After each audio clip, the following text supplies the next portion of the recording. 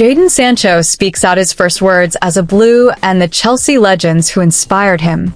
Manchester United fans will have to exercise patience before seeing their new big money signing, Manuel Ugarte, in action. Tunnel tempers and rivalry reignited. The infamous 2012 clash between Manchester United and Liverpool. For more on this story, check out the video. We also have some equally exciting football news coming up, so stay tuned until the end to catch it all. Welcome to MUFC Pulse. Don't forget to subscribe and press the bell for more updates. Jadon Sancho speaks out, his first words as a Blue and the Chelsea legends who inspired him. Jadon Sancho made headlines as Chelsea's marquee signing on transfer deadline day, arriving on loan from Manchester United. The move capped off an action-packed day for the Blues, with fans eagerly following every twist and turn of the proceedings. As the dust settled, Chelsea officially unveiled Sancho late last night, marking the end of a whirlwind transfer saga. Shortly after, the club released Sancho's first interview, along with a series of media appearances. Beaming with excitement, Sancho expressed his delight at joining the London club. "I'm really excited to be here," he shared with Chelsea's website. "London is where I grew up, and I'm happy to be back. It's been a bit crazy. Obviously, it was the last day of the transfer window, so it's expected to be a bit crazy, but I'm really happy it's all finally done. Chelsea is iconic. My idols growing up were Didier Drogba and Frank Lampard, and now I have the opportunity to play for this club like them. It's a great feeling. I think it's the manager who really drew me to the project. I knew him from his time with Pep Guardiola in Manchester City. He spoke to me on the phone about this project and what he was building here, and for a young player like myself, it's exciting and I can't wait to get started. I enjoy his style of play.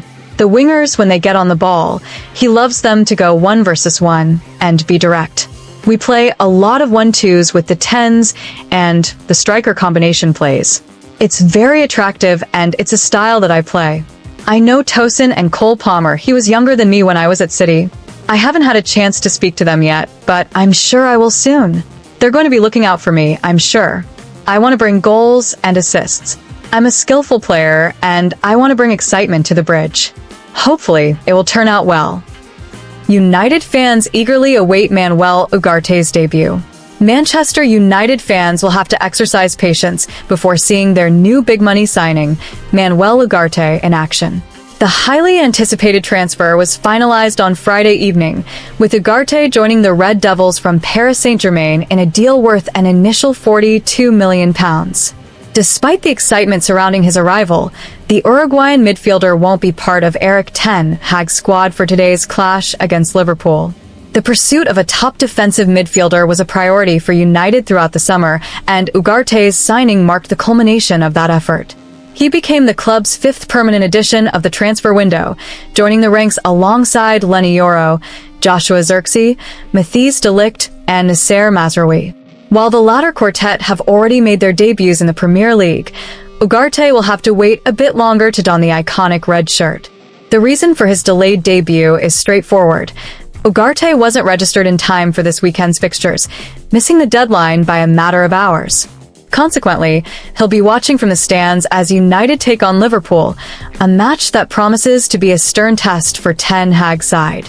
This delay comes as a slight setback for United, especially after the team struggled in midfield against Brighton in their previous outing.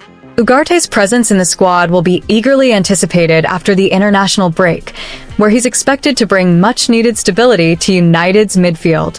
Speaking to the club's website upon his arrival, Ugarte expressed his excitement and readiness to contribute to the team's success in the coming matches. "The project that the football leadership discussed with me is extremely exciting. Manchester United is an ambitious club, and I am an ambitious player." Tunnel tempers and rivalry reignited. The infamous 2012 clash between Manchester United and Liverpool. The rivalry between Manchester United and Liverpool is one of the most intense and storied in football history, and their Premier League encounter at Old Trafford in February 2012 was a match destined for the history books.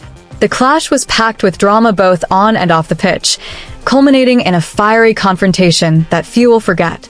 The animosity between the two sides had been simmering for months, beginning with Luis Suarez's suspension. The Uruguayan striker was handed an 8-game ban by the FA for racially abusing United's Patrice Evra during a match 4 months prior. When Suarez returned to action, his first assignment was none other than a trip to Old Trafford, setting the stage for a grudge match like no other. Suarez embraced his role as the villain, stoking the flames with every move. He refused to shake Evra's hand during the pre-match routine, further inflaming tensions. Later, he provocatively booted the ball into the crowd near United's bench just before the halftime whistle, before celebrating a late goal with a pointed gesture. However, it was Patrice Evra who had the last word on the pitch. A brace from Wayne Rooney secured a 2-1 victory for Manchester United, much to the delight of the home fans. As the final whistle blew, Evra couldn't resist rubbing salt in the wound, celebrating exuberantly right in front of Suarez. While the on-field drama was widely covered, what unfolded in the tunnel after the match was less well known. The simmering tensions erupted into a full-blown brawl as the animosity between the two teams spilled over into a physical confrontation. Former Liverpool winger Stuart Downing later recounted the incident on the Under the Cosh podcast, shedding light on the chaotic scenes that followed one of the most infamous matches in the rivalry's long history. Hit that like button, subscribe, and let us know in the comment your opinion.